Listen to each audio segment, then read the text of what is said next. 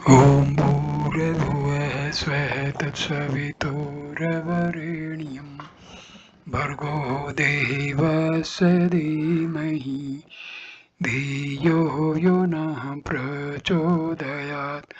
ओम शांति शांति शांति। नमस्ते मेरे प्यारे दोस्तों, ये भगवान श्री रामकृष्ण परमहंसा के वचनामृत पर तीसरा वीडियो है। ये वीडियो शुरू होता है परिच्छेद 7 श्री रामकृष्ण तथा ईश्वर चंद्र विद्यासागर। श्री विद्यासागर का मकान। आज शनिवार है, श्रावण कृष्णा षष्ठी 5 अगस्त 1882 ईस्वी। दिन के 4 बजे होंगे। श्री रामकृष्ण किराए की गाड़ी पर कलकत्ते के रास्ते बादुड़ बागान की तरफ जा रहे हैं। भवनाथ हाजरा और मास्टर साथ में हैं। आप पंडित ईश्वर चंद्र विद्यासागर के घर जाएंगे। श्री रामकृष्ण की जन्मभूमि जिला हुगली के अंतर्गत कामारपुकुर गांव है, जो पंडित विद्यासागर की जन्मभूमि वीर सिंह गांव के पास है। श्री रामकृष्ण देव बाल्यकाल से ही विद्यासागर की दया की चर्चा सुनते आए हैं। दक्षिणेश्वर के काली मंदिर में प्राय उनके पांडित्य और दया की बातें सुना करते हैं। यह सुनकर कि मास्टर विद्यासागर के स्कूल में पढ़ाते हैं, आपने उनसे पूछा, क्या मुझे विद्यासागर के पास ले चलोगे? मुझे उन्हें देखने की बड़ी इच्छा होती है। मास्टर ने जब विद्यासागर से यह बात कही तो उन्होंने हर्ष के साथ किसी शनिवार को 4 बजे उन्हें साथ लाने को कहा। केवल यही पूछा, कैसे परमहंस हैं? क्या वे गेरवे कपड़े पहनते हैं? मास्टर ने कहा, जी नहीं, वे एक अद्भुत पुरुष हैं। लाल किनारीदार धोती पहनते हैं, कुर्ता पहनते हैं, पॉलिश किए हुए स्लीपर पहनते हैं। रानी रासमणी के काली मंदिर की एक कोठरी में रहते हैं, जिसमें एक तख्त है और उस पर बिस्तर और मच्छरदानी। उस बिस्तर पर लेटते हैं। कोई बाहरी भेष तो नहीं है, पर सिवाय ईश्वर के और कुछ नहीं जानते। अहरनिश उन्हीं का चिंतन किया करते हैं। गाड़ी दक्षिणेश्वर काली मंदिर से चलकर श्याम बाजार होते हुए अब अमहर्स्ट स्ट्रीट में आई है। भक्त लोग कह रहे हैं कि अब बादुड़ बागान के पास आई है। श्री रामकृष्ण बालक की भांति आनंद से बात करते हुए आ रहे हैं। अमहर्स्ट स्ट्रीट में आकर एकाएक उनका भावांतर हुआ, मानो ईश्वर आवेश होना चाहता है। गाड़ी राममोहन राय के बाग की बगल से आ रही है। मास्टर ने श्री रामकृष्ण का भावांतर नहीं देखा, झट कह दिया, यह राममोहन राय का बाग है। श्री रामकृष्ण नाराज हुए, कहा, अब ये बातें अच्छी नहीं लगती, आप भावाविष्ट हो रहे हैं। विद्यासागर के मकान के सामने गाड़ी खड़ी हुई। मकान 2 मंजिला है, सहाबी ढंग से सजा हुआ है। मकान के चारों ओर खुली जगह है, जो दीवार से घिरी हुई है। मकान के पश्चिम की ओर फाटक है। आंगन में बीच बीच में पुष्प वृक्ष लगे हुए हैं। नीचे पश्चिम वाले कमरे में ऊपर चढ़ने के लिए जीना है। विद्यासागर ऊपर रहते हैं। जीने से चढ़कर ऊपर जाते ही उत्तर की ओर एक कमरा है, उसके पूर्व की ओर एक हॉल है। हॉल के दक्षिण पूर्व वाले कमरे में विद्यासागर सोया करते हैं। दक्षिण की ओर और एक कमरा है। ये सारे कमरे कीमती पुस्तकों से भरे हैं। पुस्तकों पर सुंदर जिल्द लगवाकर उन्हें अच्छी तरह सजा कर रखा गया है। हाल के पूर्व की ओर मेज और कुर्सी है। यहीं बैठकर विद्यासागर काम किया करते हैं। जो लोग उनसे मिलने आते हैं वे मेज के तीनों ओर रखी हुई कुर्सियों पर बैठा करते हैं। मेज पर कागज, कलम, स्याही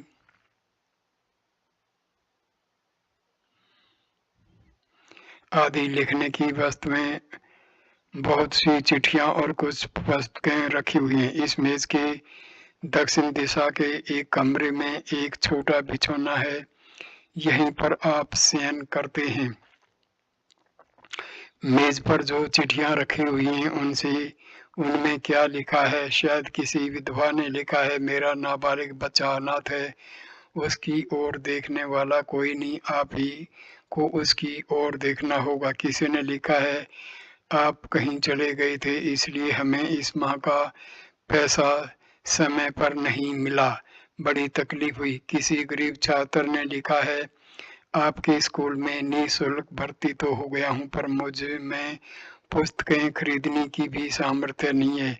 किसी ने लिखा है, मेरे परिवार के लोगों को खाने को नहीं मिल रहा है, मुझे एक नौकरी लगवा देनी होगी।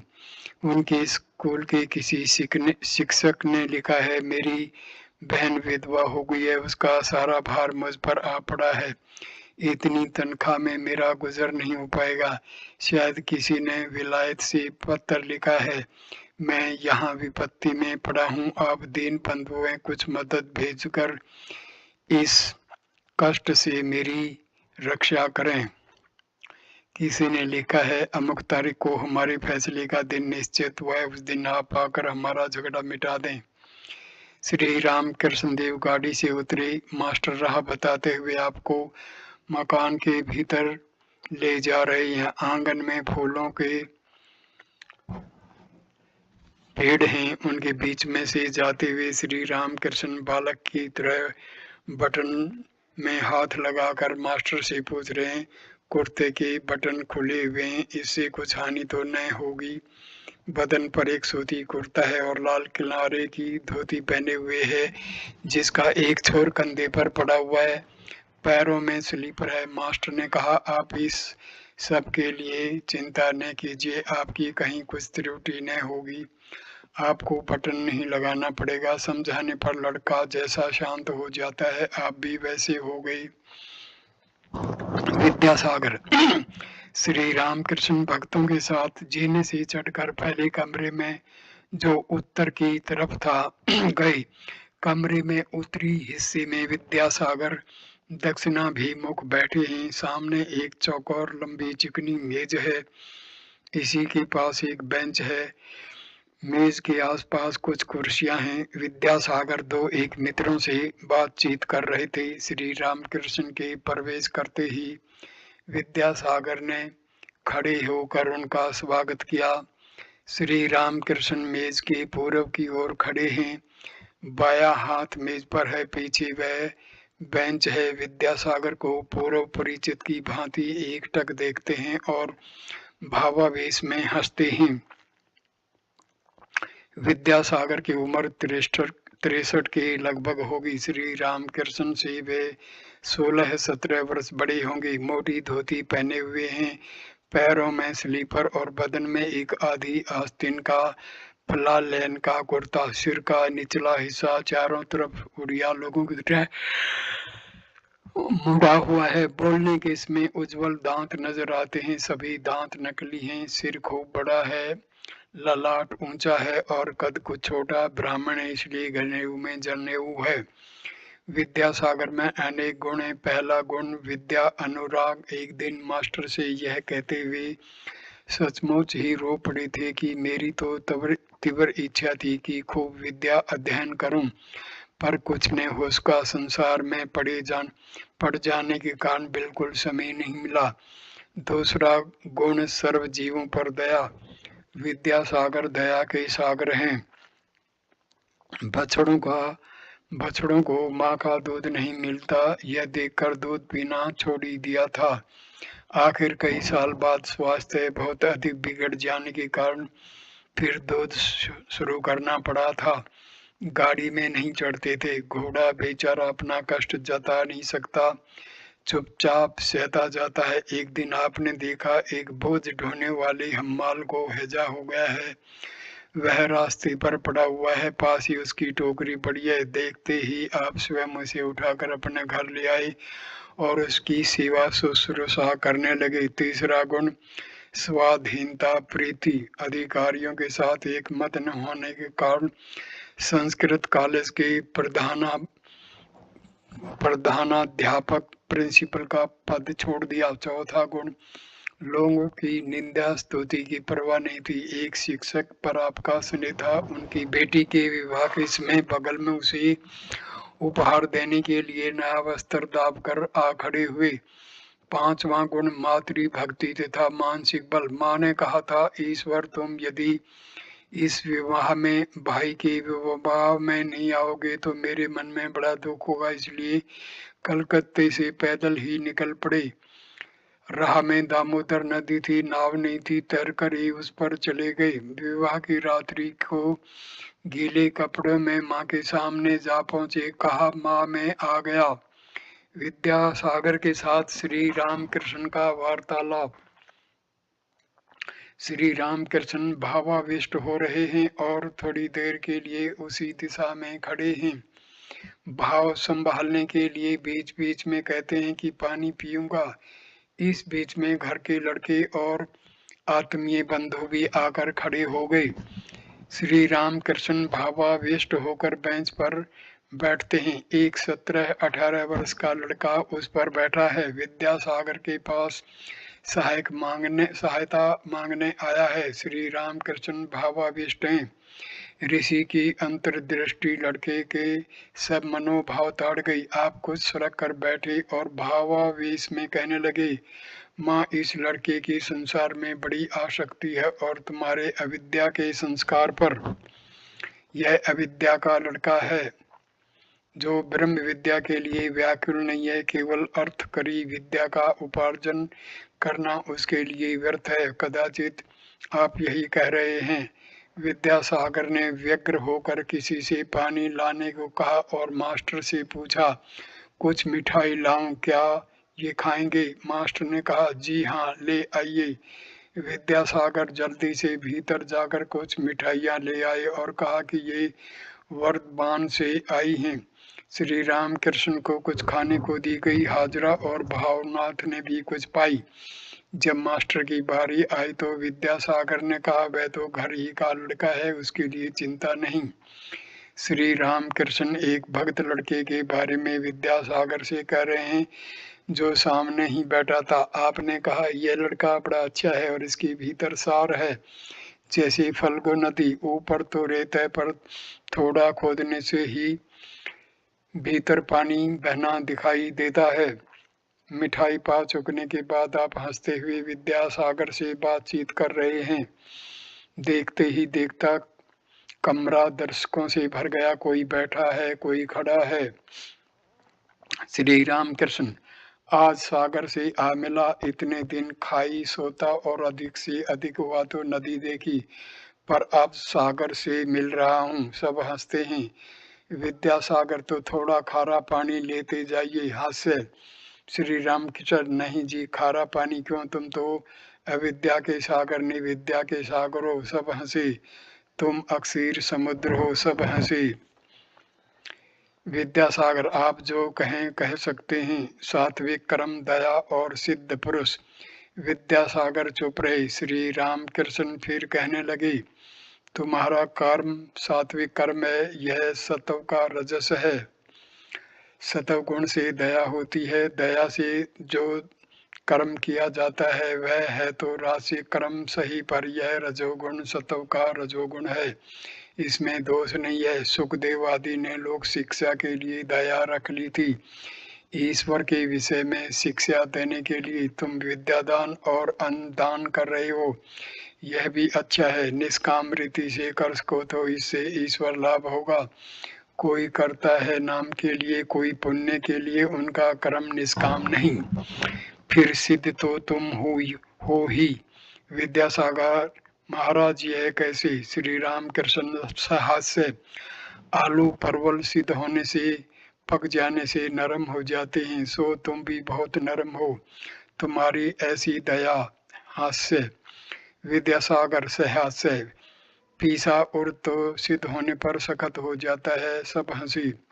श्री राम कृष्ण, तुम वैसे क्यों होने लगे, खाली पंडित कैसे हैं, मानो पके फल का अंश जो अंत तक कठिन ही रह जाता है। वे न इधर के हैं न उधर के, गीत खूब ऊंचा उड़ता है पर उसकी नजर हड़ावर पर ही रहती है। जो खाली पंडित हैं वे सुनने के ही हैं, पर उनकी कामिनी कांचन पर आसक्ति होती है। गीत गीत रवे सड़ी लाश ढूंढते हैं, आसक्ति का घर अविद्या के संसार में है। दया भक्ति वैराग्य ये विद्या के ऐश्वर्य हैं। विद्यासागर चुपचाप सुन रहे हैं, सभी टकटकी बांधे इस आनंदमय पुरुष को देख रहे, उनका वचनामृत पान कर रहे हैं। श्री रामकृष्ण, ज्ञान योग अथवा वेदांत विचार। विद्यासागर बड़े विद्वान हैं। जब संस्कृत कॉलेज में पढ़ते थे तब अपनी श्रेणी के सबसे अच्छे छात्र थे। हर एक परीक्षा में प्रथम होती और स्वर्ण पदक आदि अथवा छात्रवृत्तियां पाते थे। होते होते वे संस्कृत कॉलेज के प्रधान अध्यापक तक हुए। संस्कृत व्याकरण तथा काव्य में उन्होंने विशेष ज्ञान प्राप्त किया था, स्वयं के प्रयत्न से अंग्रेजी सीखी थी। विद्यासागर किसी को धर्म शिक्षा नहीं देते थे, वे दर्शन आदि ग्रंथ पढ़ चुके थे।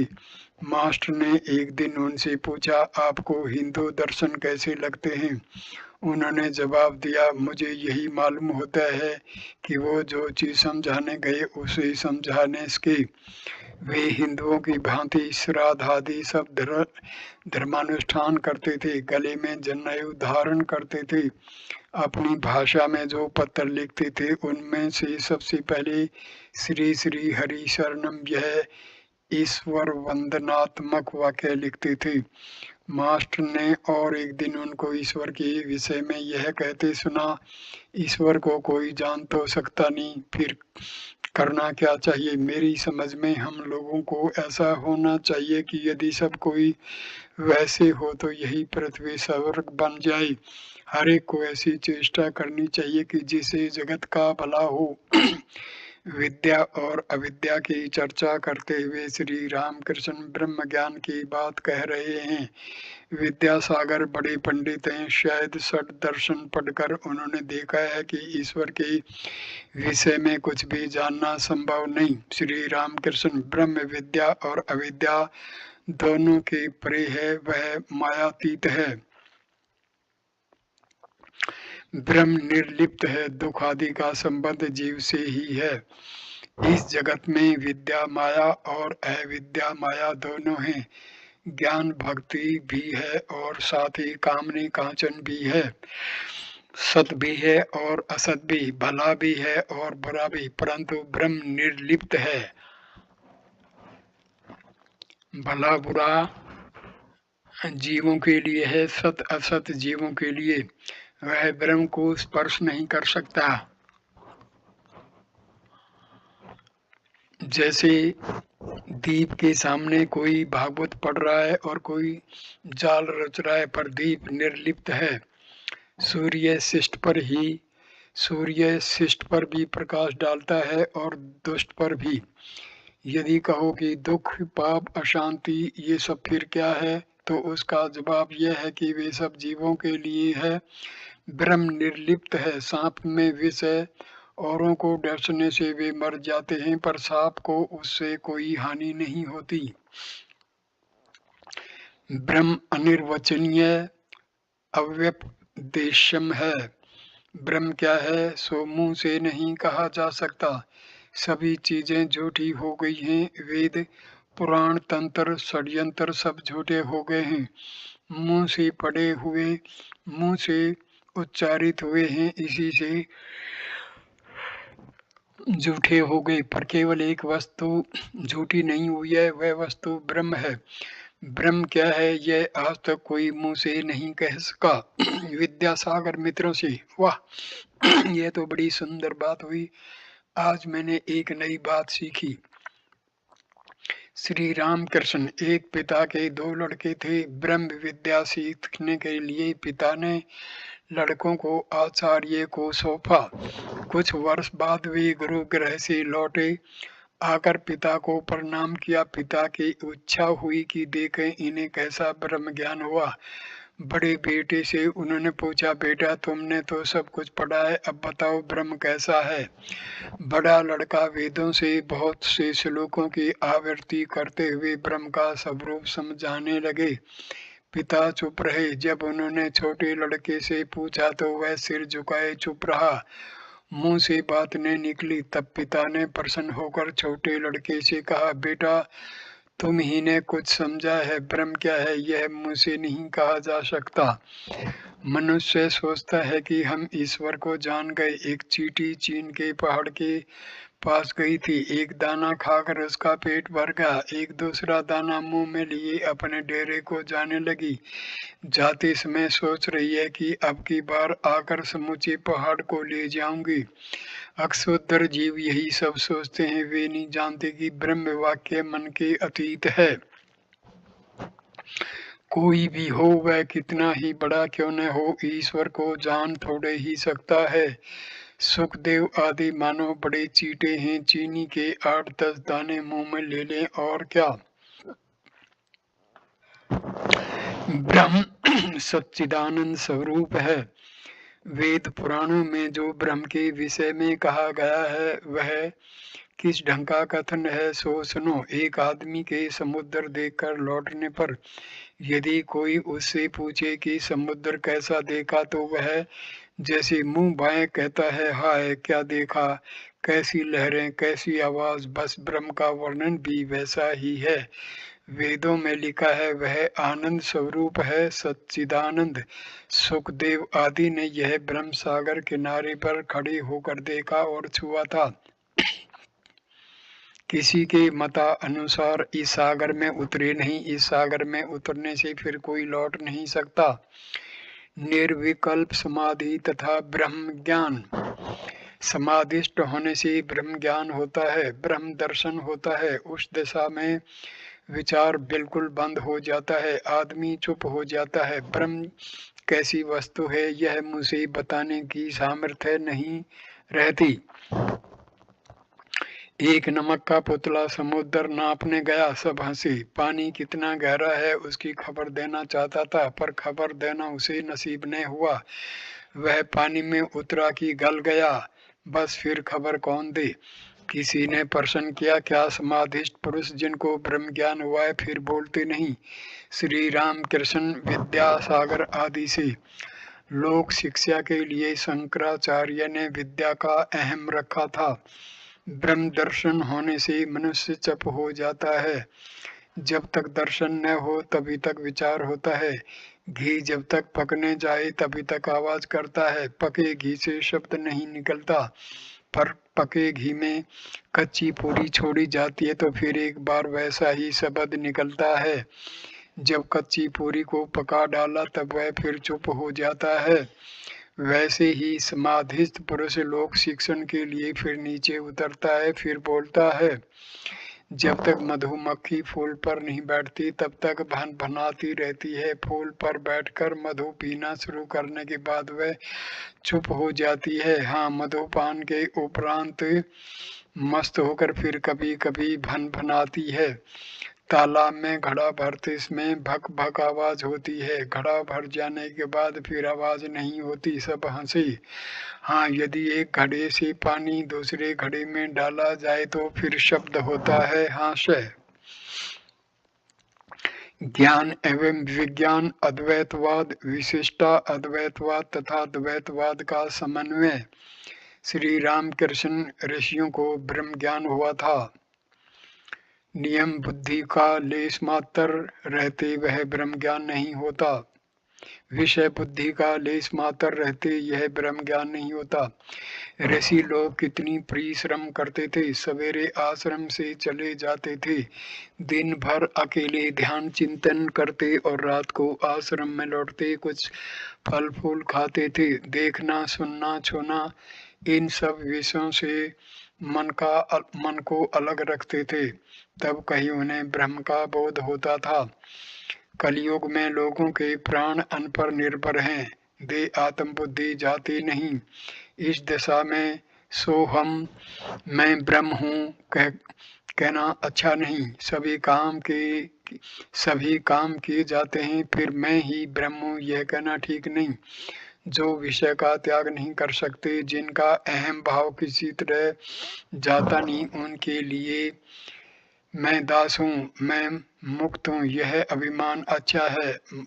भक्ति पथ में रहने से भी ईश्वर का लाभ होता है। ज्ञाना नेति नेति, ब्रह्म यह नहीं वह नहीं, अर्थात कोई भी ससीम वस्तु नहीं है। यह विचार करके सब विषय बुद्धि छोड़े तब ब्रह्म को जान सकता है।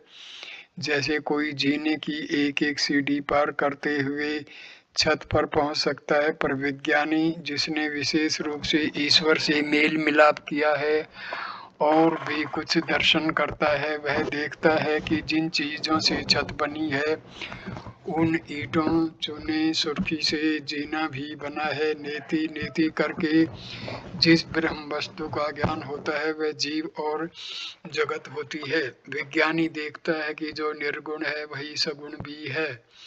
छत पर बहुत देर तक लोग ठहर नहीं सकते, फिर उतर आते हैं। जिन्होंने समाधिस्थ होकर ब्रह्म दर्शन किया है वे भी नीचे उतर कर देखते हैं कि वही जीव जगत हुआ सा है।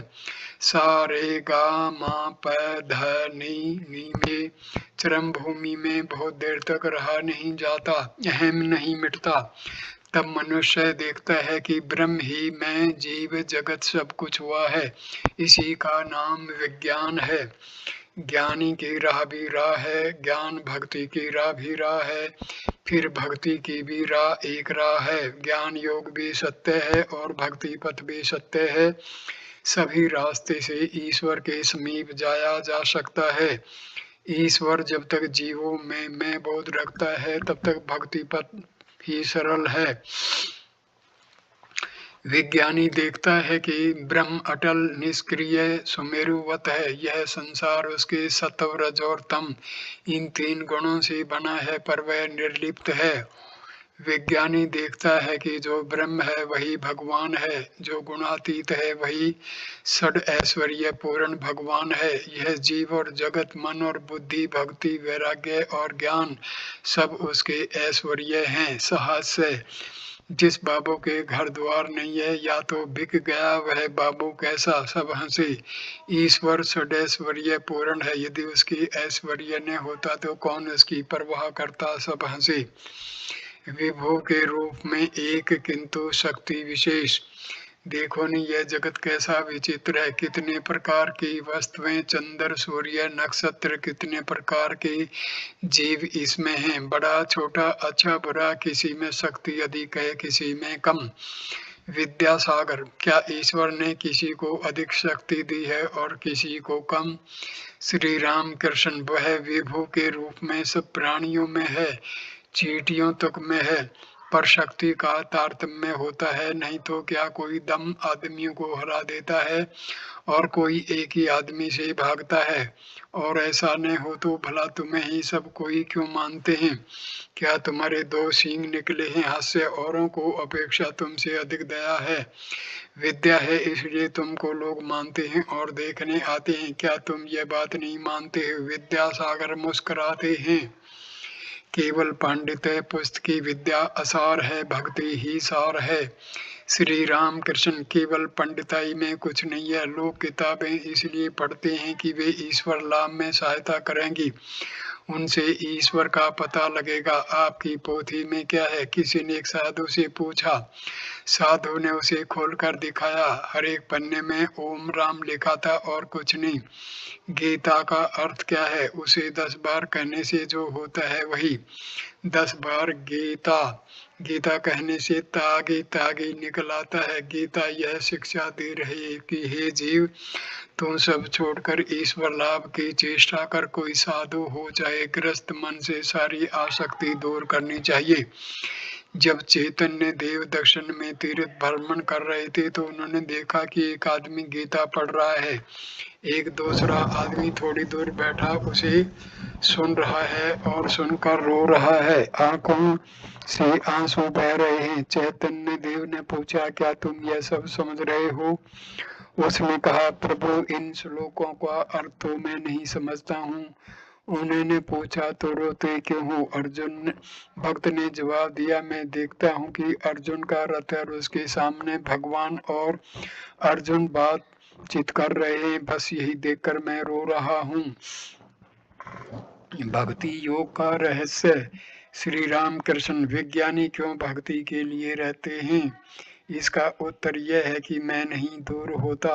समाधि अवस्था में दूर तो होता है परंतु फिर आ जाता है। साधारण जीवों का अहम नहीं जाता। पीपल का पेड़ काट डालो फिर उसके दूसरे दिन अंकुर निकल आता है। सब हंसे। ज्ञान लाभ के बाद भी न जाने कहां से मैं फिर आ जाता है। सोपन में तुमने बाघ देखा, इसके बाद जागे तो भी तुम्हारी छाती धड़कती है। जीवों को जो दुख होता है मैं से ही होता है। बैल हम्बा हम्बा हम करता है, इसी से तो इतनी यात्राएं मिलती है।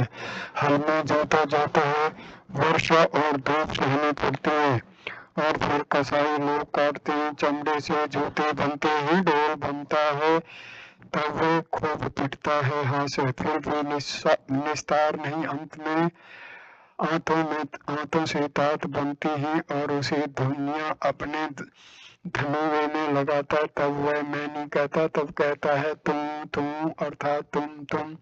जब तुम कहता है तब निस्तार होता है। हे ईश्वर, मैं दास हूँ, तुम प्रभु हो, मैं संतान हूँ, तुम माँ हो।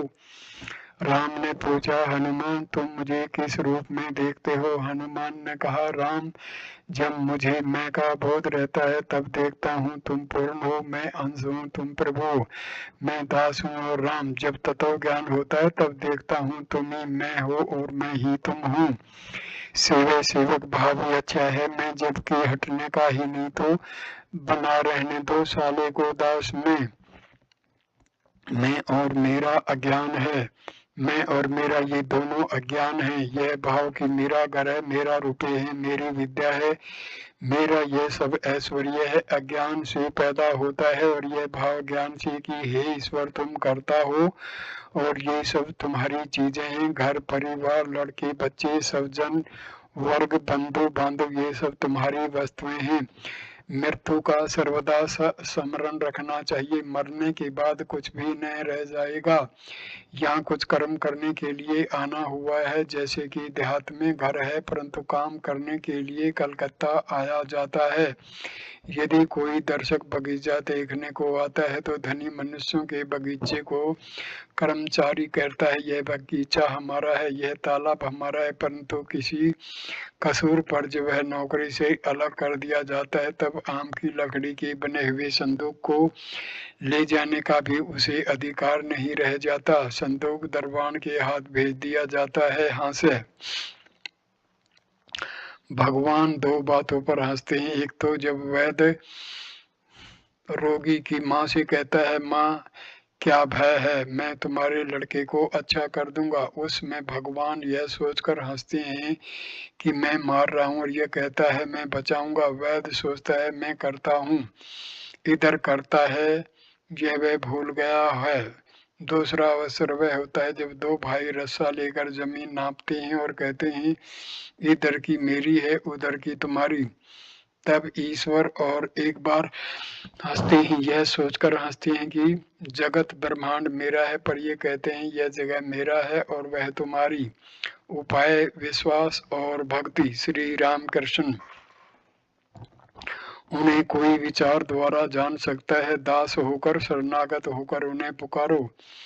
विद्यासागर के प्रति हंसते हुए, अच्छा तुम्हारा भाव क्या है? विद्यासागर मुस्कुरा कर रहे हैं, कहते हैं, अच्छा यह बात आपसे किसी दिन निर्जन में कहूँगा। तब सब हंसी। श्री राम कृष्ण सहास्य, उन्हें पांडित्य द्वारा विचार करके कोई नहीं जान सकता। यह कहकर श्री रामकृष्ण प्रेम से मतवाले होकर गाने लगे। संगीत का मर्म है, कौन जानता है कि काली कैसी है। षड्दर्शनों ने उसका दर्शन नहीं पाया।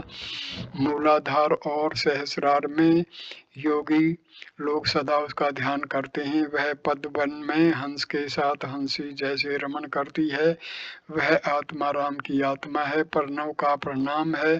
वह इच्छामयी अपनी इच्छा के अनुसार घट घट में विराजमान है। माता के जिस उदर में यह ब्रह्मांड समाया हुआ है, समझो कि वह कितना बड़ा हो सकता है। काली का महात्म्य महाकाल ही जानते हैं, वैसा और कोई नहीं समझता। उसको जानने का लोगों का प्रयास देखकर प्रसाद हंसता है। अपार सागर क्या कोई तोड़ कर पार कर सकता है। यह मेरा मन समझ रहा है, परंतु फिर भी जो नहीं मानता। वामन होकर चंद्रमा की ओर हाथ बढ़ाता है। सुना, कहते हैं माता के जिस उदर में ब्रह्मांड समाया हुआ है, समझो कि वह कितना बड़ा है। और यह भी कहा है कि षड्दर्शनों ने उसका दर्शन नहीं पाया। पांडित्य द्वारा उसे प्राप्त करना असंभव है। विश्वास का बल, ईश्वर के प्रति विश्वास तथा महापातक विश्वास और भक्ति चाहिए। विश्वास कितना बलवान है। सुना, किसी मनुष्य को लंका से समुद्र के पास जाना था। विभीषण ने कहा, इस वस्तु को कपड़े के छोर में बांध लो तो बिना किसी बाधा के पार हो जाओगे। जल के ऊपर से चलकर जा सकोगे, परंतु खोल कर देखोगे तो डूब जाओगे। वह मनुष्य आनंद पूर्वक समुद्र के ऊपर से चला जा रहा था। विश्वास की ऐसी शक्ति है। कुछ रास्ता पार कर वह सोचने लगा कि विभीषण ने ऐसा क्या बांध दिया जिसके बल से मैं पानी के ऊपर से चला जा रहा हूँ। यह सोचकर उसने गांठ खोली और देखा तो एक पत्ती पर केवल राम नाम लिखा था। तब वह मन ही मन कहने लगा, अरे बस यही है। जो ही यह सोचा कि डूब गया। यह कहावत प्रसिद्ध है कि राम नाम पर हनुमान का इतना विश्वास था कि विश्वास ही के बल से भी समुद्र लांग गए, किंतु स्वयं राम को सेतु बांधना पड़ा था। यदि उन पर विश्वास हो तो चाहे पाप करे और चाहे महापातक ही करे, किंतु किसी से भय नहीं लगता। यह कहकर श्री रामकृष्ण भक्तों के भाव से मस्त होकर विश्वास का महात्म्य गा रहे हैं। भावार्थ, दुर्गा दूंगा अगर जफर में मेरे निकलेंगे प्राण। देखूं कैसे नहीं तारा, कैसे करुणा की खान। जीवन का उद्देश्य ईश्वर प्रेम, विश्वास और भक्ति। भक्ति से वे सहजी में मिलते हैं, वे भाव के विषय हैं। यह कहते हुए श्री रामकृष्ण ने फिर भजन प्रारंभ किया। भाव यह है कि मन तो अंधेरे घर में पागल जैसा उसकी खोज क्यों कर रहा है। वह तो भाव का विषय है। बिना भाव के अभाव द्वारा कोई उसे पकड़ सकता है। पहले अपनी शक्ति द्वारा काम क्रोध आदि को अपने वश में करो, उसका दर्शन नहीं तो सब दर्शनों ने पाया। निगमागम तंत्रों ने वह भक्ति रस का रसिक है, सदा आनंद पूर्वक हृदय में विराजमान है। उस भक्ति भाव को पाने के लिए बड़े बड़े योगी योगांतर से योग कर रहे हैं। जब भाव का उदय होता है तब भक्त को वह अपनी ओर खींच लेता है, जैसे लोहे को चुंबक। प्रसाद कहता है कि मैं मातृभाव से जिसकी खोज कर रहा हूँ उसके तत्व का भंडा क्या मुझे चौराहे पर फोड़ना होगा। मन इशारा से ही समझ लो। श्री राम कृष्ण समाधि में गाते हुए श्री राम कृष्ण समाधिस्थ हो गए। हाथों की अंजलि बांध गई, दे उन्नत और शिखर, नेत्र संबंधहीन हो गए। पश्चिम की ओर मुंह किए उसी बेंच पर पैर लटकाए बैठे रहे। सभी लोग गर्दन ऊंची करके यह अद्भुत अवस्था देखने लगे। पंडित विद्यासागर भी चुपचाप एकटक देखते रहे। श्री राम कृष्ण प्रकृतिस्थ हुए, लंबी सांस छोड़कर फिर हंसते हुए बात कर रहे हैं। भाव भक्ति इसके माने उन्हें प्यार करना, जो ब्रह्म उन्हीं को माँ कहकर पुकारते हैं। प्रसाद कहता है कि मैं मातृभाव से जिसकी खोज कर रहा हूँ उसके तत्व का भंडा क्या मुझे चौराहे पर फोड़ना होगा। मन इशारे से ही समझ लो। राम प्रसाद मन को इशारे से ही समझने के लिए उपदेश करते हैं। यह समझने को कहते हैं कि वेदों ने जिन्हें ब्रह्म कहा है उन्हीं को मैं माँ कहकर पुकारता हूँ। जो निर्गुण है वे सुगुण है, जो ब्रह्म है वे शक्ति है। जब यह बोध होता है कि वे निष्क्रिय हैं तब उन्हें ब्रह्म कहता हूँ। और जब यह सोचता हूँ कि वे सृष्टि स्थिति और प्रलय करते हैं, तब उन्हें आद्या शक्ति काली कहता हूँ। ब्रह्म और शक्ति अभेद है, जैसा कि अग्नि और उसकी दाहिका शक्ति। अग्नि कहते ही दाहिका शक्ति का ज्ञान होता है, और दाहिका शक्ति कहने से अग्नि का ज्ञान। एक को मानिए तो दूसरा भी साथ मान लिया जाता है। उन्हीं को भक्त जन माँ कहकर पुकारते हैं। माँ बड़े प्यार की वस्तु है न। ईश्वर को प्यार करने से भी प्राप्त होते हैं भाव, भक्ति, प्रीति और विश्वास चाहिए। एक गाना और सुनो। भाव और विश्वास। भावार्थ। चिंतन करने से भाव का उदय होता है। जैसा भाव होगा लाभ भी वैसा होगा। मूल है प्रत्यय। काली के चरण सुधा सागर में यदि चित्त डूब जाए तो पूजा, होम, यज्ञ या कुछ भी आवश्यक नहीं। चित्त को उन पर लगाना चाहिए, उन्हें प्यार करना चाहिए। वे सुधा सागर है, अमृत सिंधु है। इसमें डूबने से मनुष्य मरता नहीं, अमर हो जाता है। किसी किसी का यह विचार है कि ईश्वर को ज्यादा पुकारने से मस्तिष्क बिगड़ जाता है, पर बात ऐसी नहीं। यह तो सुधा समुद्र है, अमृत सिंधु है। वेदों में इसे अमृत कहा है। इसमें डूब जाने से कोई मरता नहीं, अमर हो जाता है। निष्काम कर्म तथा जगत कल्याण, पूजा, होम या योग, यज्ञ ये कुछ नहीं है। यदि ईश्वर पर प्रीति पैदा हो जाए तो इन कर्मों की अधिक आवश्यकता नहीं है। जब तक हवा नहीं बहती तभी तक पंखे की जरूरत होती है। यदि दक्षिणी हवा आप ही आने लगे तो पंखा रख देना पड़ता है। फिर पंखे का क्या काम। तुम जो काम कर रहे हो यह सब अच्छे कर्म है। यदि मैं करता हूँ इस भाव को छोड़कर निष्काम भाव से कर्म कर सको तो और भी अच्छा है। यह कर्म करते करते ईश्वर भक्ति और प्रीति होगी। इस प्रकार निष्काम कर्म करते जाओ तो ईश्वर लाभ भी होगा। उन पर जितनी ही भक्ति प्रीति होगी उतनी ही तुम्हारे काम घटते जाएंगे। गृहस्थ की भूख जब गर्भिणी होती है तब उसका साहस उसका काम कम कर देती है। 9 महीने पूरे होने पर बिल्कुल काम छूने नहीं देती। उसे डर रहता है कि कहीं बच्चे की कोई हानि न पहुंचे, संतान प्रसव में कोई विपत्ति न हो। हाँ से तुम जो काम कर रहे हो उससे तुम्हारा ही उपकार है। निष्काम भाव से कर्म कर सकोगे तो चित्त की शुद्धि होगी। ईश्वर पर तुम्हारा प्रेम होगा। प्रेम होते ही तुम्हें उन्हें प्राप्त कर लोगे। संसार का उपकार मनुष्य नहीं करता, वे ही करते हैं। उन्होंने चंद्र सूर्य की सृष्टि की, माता पिता को स्नेह दिया, सत्पुरुषों ने दया का संचार किया और साधु भक्तों को भक्ति दी। जो मनुष्य कामना शून्य होकर कर्म करेगा वह अपना ही हित करेगा। निष्काम कर्म का उद्देश्य है ईश्वर दर्शन। भीतर सुवर्ण है, अभी तक तुम्हें पता नहीं चला। ऊपर कुछ मिट्टी पड़ी है, यदि एक बार पता चल जाए तो अन्य काम घट जाएंगे। गृहस्थ की बहू के लड़का होने से वह लड़के ही को लिए रहती है, उसी को उठाती बिठाती है। फिर उसकी सास उसे घर के काम में हाथ नहीं लगाने देती। सब हंसते हैं। और भी आगे बढ़ो। लकड़हारा लकड़ी काटने गया था। ब्रह्मचारी ने कहा आगे बढ़ जाओ। उसने आगे बढ़कर देखा तो चंदन के पेड़ थे। फिर कुछ दिन बाद उसने सोचा कि ब्रह्मचारी ने बढ़ जाने को कहा था, सिर्फ चंदन के पेड़ तक तो जाने को कहा नहीं। आगे चलकर देखा तो चांदी की खान थी। फिर कुछ दिन बीतने पर और आगे बढ़ा और देखा तो सोने की खान मिली। फिर कर्म से हीरे की मणियों की, वह सब लेकर वह माला माल हो गया। निष्काम कर्म कर सकने से ईश्वर पर प्रेम होता है। कर्म से उनकी कृपा से उन्हें लोग पाते भी हैं। ईश्वर के दर्शन होते हैं, उनसे बातचीत होती है। जैसे कि मैं तुमसे वार्तालाप कर रहा हूँ, सब निशब्द हैं। अहेतुक कृपा सिंधु श्री राम कृष्ण। सबकी जुबान बंद है, सब लोग चुपचाप बैठे ये बातें सुन रहे हैं। श्री राम कृष्ण की जिह्वा पर मानो साक्षात वाग्वादिनी बैठी हुई जीवों के हित के लिए विद्यासागर से बात कर रही है। रात हो रही है, 9 बजने को। श्री राम कृष्ण अब चलने वाले हैं। श्री राम कृष्ण विद्यासागर से सहहास्य। यह सब जो कहा वह तो ऐसे ही कहा, आप सब जानते हैं, किंतु अभी आपको इसकी खबर नहीं। सब हंसे। वरुण के भंडार में कितने ही रत्न पड़े हैं, परंतु वरुण महाराज को कोई खबर नहीं। विद्यासागर हंसते हुए ये आप कह सकते हैं। श्री राम कृष्ण से हाँ जी, अनेक बाबू नौकरी के नाम तक नहीं जानते। अनेक बाबू नौकरों के नाम तक नहीं जानते, सब हंसते हैं। घर में कहाँ कौन सी कीमती चीजें पड़ी हैं वे नहीं जानते। वार्तालाप सुनकर लोग आनंदित हो रहे हैं। थोड़ी देर के लिए सब लोग शांत हो गए।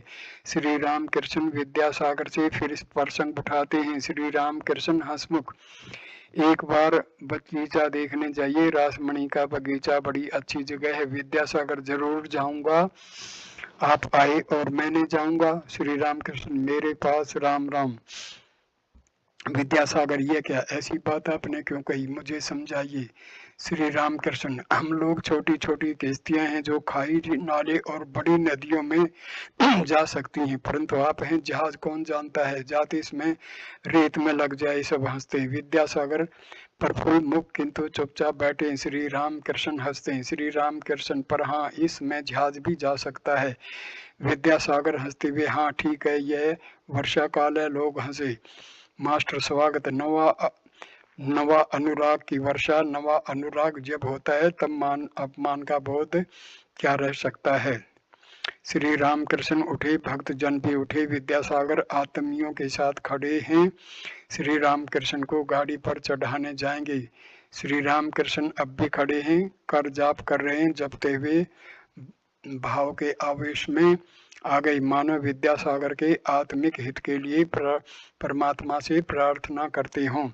भक्तों के साथ श्री राम कृष्ण उतर रहे हैं। एक भक्त हाथ पकड़े हुए हैं। विद्यासागर सब जन बंधुओं के साथ आगे आगे जा रहे हैं, हाथ में पत्ती लिए रास्ता दिखाते हुए। सावन की कृष्ण पक्ष की षष्ठी है। अभी चंद्रोदय नहीं हुआ है। अंधेरे से ढकी हुई उद्यान भूमि को बत्ती के मंद प्रकाश के सारे किसी तरह पार कर लोग फाटक की ओर जा रहे हैं, फाटक की ओर आ रहे हैं। भक्तों के साथ श्री राम कृष्ण फाटक के पास जो ही पहुंचे तो ही एक सुंदर दृश्य ने सबको चकित कर दिया। सामने एक दाढ़ी वाले गौर वर्ण पुरुष खड़े थे। उम्र 36-35 वर्ष की होगी। बंगालियों की तरह पोशाक थी, पर सिर पर सिखों की तरह सुबर सांपा बंधा था। उन्होंने श्री राम कृष्ण को देखते ही भूमि पर मस्तक रखकर प्रणाम किया। उनके उठ खड़े होने पर श्री राम कृष्ण ने कहा, बलराम, तुम हो इतनी रात को? बलराम हंसकर, मैं बड़ी देर से आया हूँ। श्री राम कृष्ण, भीतर क्यों नहीं गए? बलराम जी, लोग आपका वार्तालाप सुन रहे थे, बीच में पहुंचकर क्यों शांति भंग करो, यश कुछ करने का। यह कहकर बलराम हंसने लगे। श्री राम कृष्ण भक्तों के साथ गाड़ी पर बैठ गए। विद्यासागर मास्टर से धीमी आवाज में, गाड़ी का किराया क्या दे दिया? मास्टर जी, नहीं दे दिया गया है। विद्यासागर और अन्य लोगों ने श्री रामकृष्ण को प्रणाम किया। गाड़ी उत्तर की ओर चलने लगी। दक्षिणेश्वर काली मंदिर को जाएगी। सब लोग गाड़ी की ओर देखते हुए खड़े हैं, सोच रहे हैं ये महापुरुष कौन है, ये ईश्वर पर कितना प्रेम करते हैं। फिर जीवों के घर घर जाकर कहते हैं कि ईश्वर पर प्रेम करना ही जीवन का उद्देश्य है। इस वीडियो को मैं यहीं पर पूर्ण विराम देता हूँ। अगला वीडियो परिच्छेद 8 से शुरू करेंगे। धन्यवाद मेरे प्यारे दोस्तों, नमस्ते।